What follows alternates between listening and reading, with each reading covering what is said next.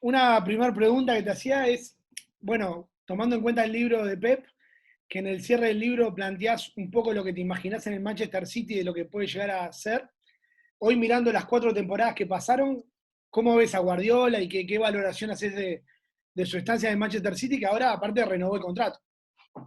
Pues me sorprende bastante lo que escribí, me sorprende bastante porque está todo en línea con lo que ha ido sucediendo.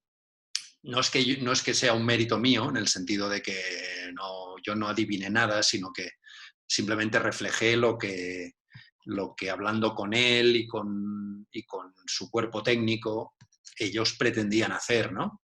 Y entonces, pues digamos que con la información que ellos me dieron. Lo que pasa es que, claro, fue una información muy breve porque fue en el tránsito entre final de Bayern y digamos, y terminar la escritura del libro, que aún no había empezado la temporada con el Manchester City, por tanto era un periodo muy corto de tiempo y, bueno, pues por más información que te dé, todas las previsiones que uno puede hacer a 3 o 4 años vista siempre son un poco aleatorias. Y bueno, me ha sorprendido que se ha ido cumpliendo de una manera bastante fiel todo aquello que más o menos eran las directrices de por dónde iba a ir el juego y por dónde iban a ir también las dificultades, los problemas, los puntos débiles.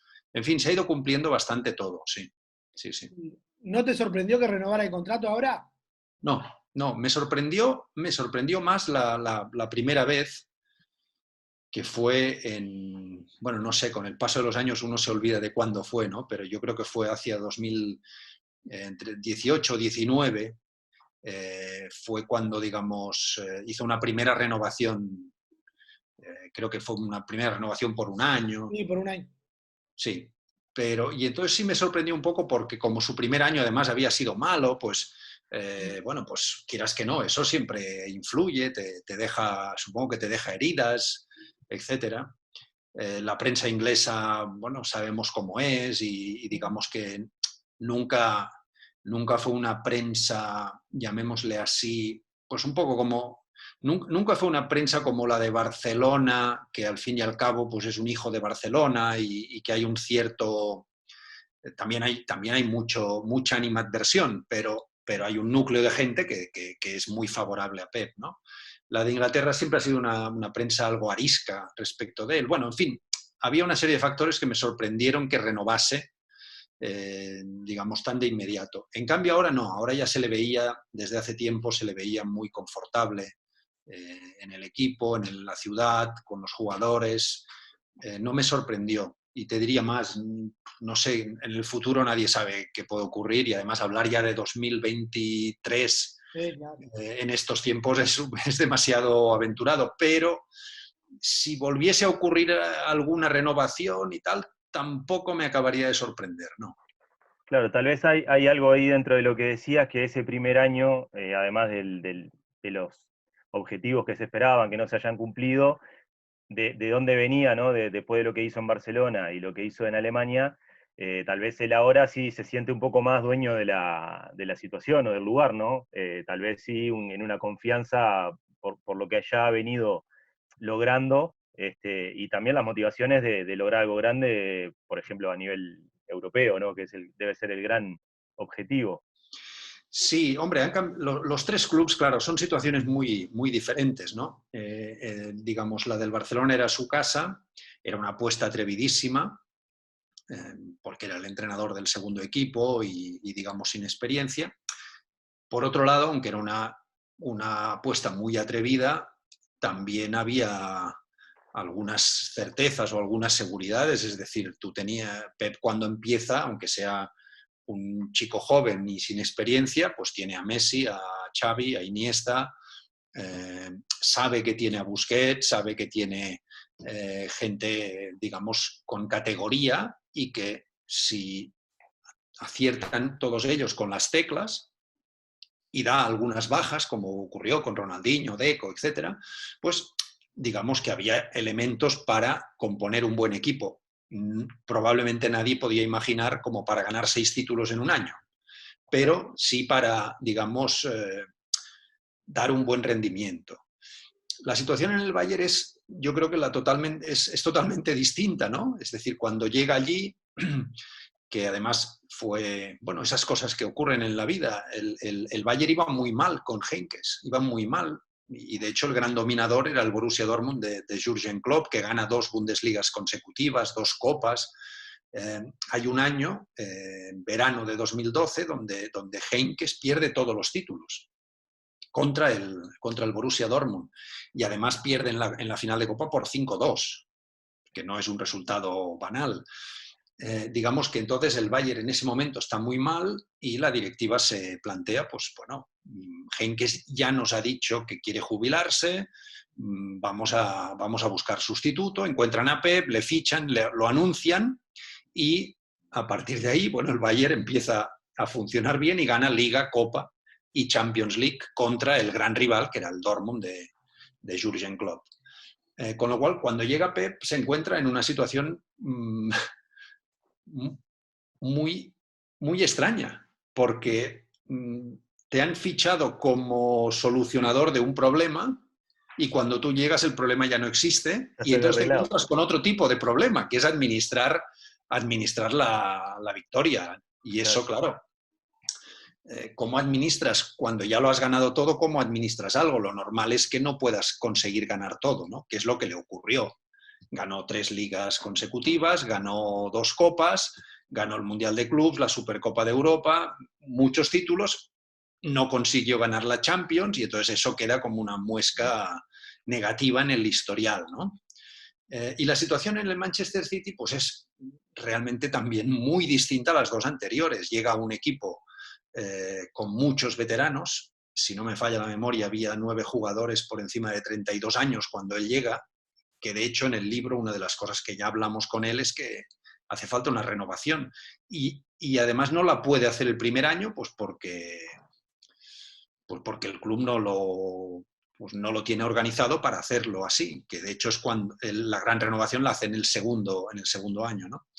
Pero llega a un lugar con, digamos, sin grandes éxitos europeos, no es el Barça, no es el Bayern, evidentemente, con fama de nuevo rico, una fama merecida, aunque compartida con otros equipos también, evidentemente, y un equipo que sí, que ha ganado algunas ligas en los últimos años, ¿no? Pero ha ganado algunos títulos, muy pocos, ¿no? En esos últimos años, y entonces él tiene que construir una jerarquía. El primer año, evidentemente, no lo consigue, como ya preveía, pero yo creo que uno puede hacerse planes, pero luego cuando lleguen las bofetadas te duelen igual, ¿no? O te duelen más. Aunque tú hayas pensado que te van a pegar la bofetada, cuando te llega es duro. Y luego sí, a partir del segundo año es cuando va construyendo esa jerarquía que todavía está, bueno, en tránsito, a ver hasta dónde le lleva, ¿no? Hay una cosa que planteas en el libro que a mí me llamó muchísimo la atención, y que es esa cuestión que Guardiola no se considera una persona con mucho talento, entonces tiene que esforzarse más que lo que se esforzaría otras personas, y eso lo hace tener una gran contracción al trabajo. ¿Y eso esa combinación cómo hace para dirigir o conducir a futbolistas que son, desde el punto de vista mediático, son estrellas mundiales, etcétera? ¿Cómo se combina eso? Porque en el libro lo plantea que es muy interesante, pero en el día a día es como un karma también, ¿no? Para él. Porque... Sí, lo que pasa es que bueno, hay una experiencia previa suya como jugador. Él ha sido realmente ha sido un muy buen jugador.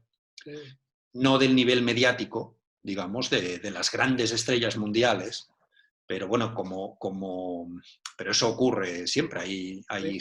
Siempre ha habido futbolistas, y siempre los habrá, futbolistas con mucho nombre, futbolistas con menos nombre pero más aportación, igual que hay futbolistas demagógicos que hacen gestos para la galería y luego la aportación al equipo quizá no es tan brillante. Bueno, Pep fue un muy buen futbolista, sobre todo muy buen futbolista para un determinado estilo de juego, y evidentemente rodeado de grandes futbolistas. A su alrededor, claro, han jugado, no diré los mejores, pero casi los mejores. Desde Nos criamos con esos jugadores nosotros.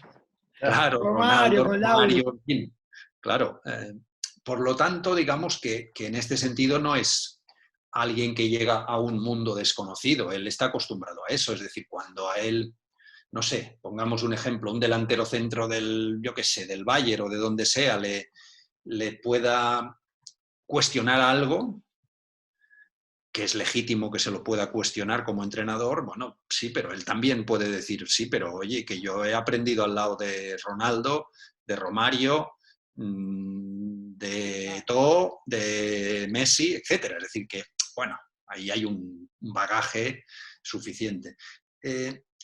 Yo creo que sí, que él tiene esa certeza, sobre todo de los años al lado de Johan Cruyff, de que Cruyff era el genio y que, digamos, en comparación con Johan, los demás no pueden ser genios o no deben considerarse genios si tú has estado con alguien que ha sido un genio. Yo me imagino que, no sé, los alumnos de Albert Einstein, imagino que debían ser muy brillantes, pero me imagino que en su intimidad debían pensar, yo no soy como Einstein, ¿no? Entonces tengo que trabajar mucho más porque si no, no me puedo acercar.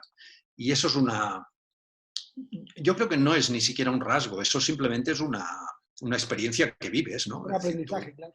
supongo No, que tal vez, cuando vas, no sé, pues si eres un becario de Picasso, pues ves cómo pinta el maestro y dices, bueno, pues el maestro pinta así, yo aprenderé todo lo que pueda, pero tendré que trabajar mucho más para acercarme a él, ¿no? Yo creo que esa es un poco la realidad. seguramente es una manera inteligente de posicionarse, ¿no? De decir, bueno, Sí, yo estoy parado en este lugar y soy de alguna forma un continuador de un modelo, pero no me puedo poner a la altura de. Me parece que es una medida bastante acertada de parte de Guardiola o de cualquier otra persona que venga atrás de alguien, ¿no? Como Cruyff. sí, sobre todo porque, digamos, tú cabalgas a lomos de esos gigantes, ¿no? Claro. Y también es un poco necio compararte con ellos desde el punto de vista de yo también soy un genio. Es decir, esa reivindicación, si alguien hace esa reivindicación de yo también soy un genio, en cualquier ámbito, ¿no? Pierde. Yo creo que la has perdido, ¿no? Ya. Claro. No. Lo que Totalmente. eres un bobo. Claro. Sí, Como sí. Zlatan. Luego, con el tiempo, alguien decidirá si tú eras un genio también o eras un genio, digamos, con otro perfil o en otro ámbito o en otra materia, pero vamos, tú no puedes compararte con eso, ¿no? Yo creo que ni siquiera puedes compararte, ni siquiera puedes catalogarte de genio en la intimidad, ¿no? Claro. En tu soledad mirándote en el espejo no puedes decir yo soy un genio como Einstein, como Picasso, como Cruyff. No, mejor déjalo correr y ponte a trabajar, levántate pronto y Que la ya historia te juzgue, ¿no? dentro de unos años ya veremos, ¿no? Claro. Se evita que les... No, a propósito, Martí, de lo que hablabas, ¿no? De los libros y que, bueno, que acabas de terminar un proceso bastante largo de uno. ¿Cómo encarás el proceso justamente de preparación, de escritura, de lo que han sido tus libros anteriores, el de Senda de Campeones, hablando sobre el modelo justamente de formación del Fútbol Club Barcelona, y después los dos libros de Pep? Digamos, ¿hay algunas líneas que más o menos sigas en cada proceso de trabajo, o eso es dependiendo de la temática? Bueno, yo estoy viviendo un proceso de aprendizaje realmente. Digamos que yo soy periodista no sé si, bueno, de profesión no, porque no me dedico al periodismo, no vivo del periodismo, es decir, que yo no soy periodista, ¿no? Pero sí que fui periodista durante muchísimo tiempo, desde muy joven, y digamos que si en algo me he formado, sí creo que ha sido en el periodismo deportivo o en el periodismo en general. Y por tanto, lo que aprendí lo aprendí en el periodismo. Cuando empecé a escribir libros, que fue, pues, no te podría decir muy bien por qué, fue pues porque tenía la sensación de que, bueno, mi periodismo ya no tenía hueco en la sociedad periodística que había en ese momento y quería explicar determinadas cosas y creí que el formato del libro sería el adecuado.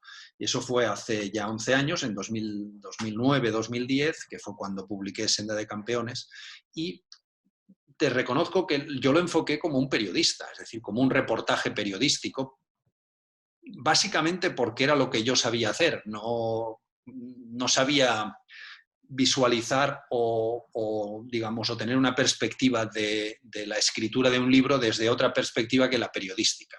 Por tanto, digamos, diseñé un concepto que era: vamos a explicar cómo trabajan estos hombres de la Masía para formar a los chicos, y lo planteé como un reportaje periodístico, tanto para prepararme y documentarme como para escribirlo. Y creo que tiene un poco ese formato, ¿no?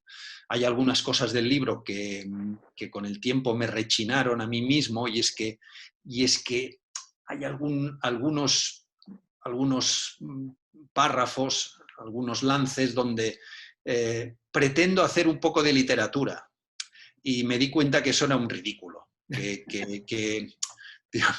porque yo no soy literato, yo digo que no sé escribir bien en el sentido, ¿cómo te diría?, novelístico. Es decir, escribir bien lo entendemos por alguien que es verdaderamente un literato y que escribe con un estilo novelesco, rico, florido. Y el mío era un estilo pues más periodístico, más sencillo, digamos, ¿no? Intenté añadirle algunas cosas, y creo que ahí me di cuenta que debía centrarme en lo que yo sabía hacer, y punto.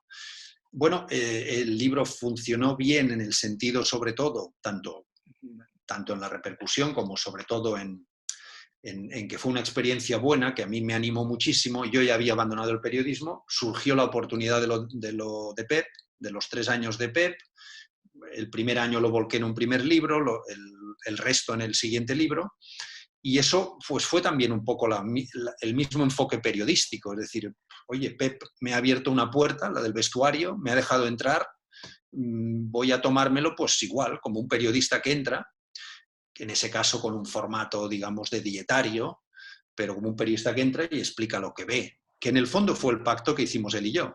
Puedes entrar y explica lo que veas y todo lo que tú quieras, pero ya lo enfoqué muy con esa idea que te estaba contando. No voy a hacer una literatura que no sé hacer, sino voy a explicar lo que ha ocurrido, y punto.